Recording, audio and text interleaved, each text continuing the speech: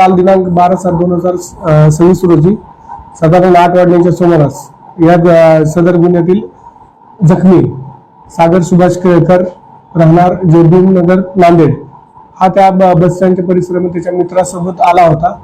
त्याच्यामध्ये या गुन्ह्यातील आरोपी अविनाश इंगोले उर्फ बाटल्या तसेच त्याचा भाऊ शुभम इंगोले यांच्यामध्ये पैशाच्या देवाणघेवाणीवरून भांडण झालं होतं। त्या भांडणाचाच विपर्यास म्हणून त्या अविनाश इंगोले याने सदर गुन्ह्यातील जखमी सागर केळकर यास चाकूने पोटावर, डोक्यावर, तोंडावर वार करून जखमी केले होते। सदर जखमीस आधार हॉस्पिटल शिवाजीनगर या ठिकाणी उपचारार्थ पोलिसांनी दाखल केलं होतं।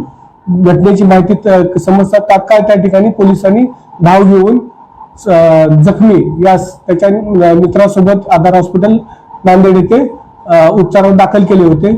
उपचारादरम्यान सदर जखमीचा म्हणजे मरण पावला आहे। या घटनेच्या अनुषंगाने जखमीचे आई हिच्या फिर्यादीवरून पोलीस स्टेशन वजीराबाद येथे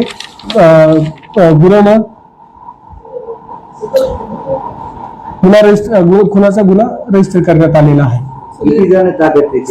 सदर गुन्ह्यातील 2 आरोपी सध्या ताब्यात आहेत। अधिक चौकशी करून पुढील कारवाई करण्याची सूचना दिली आहे।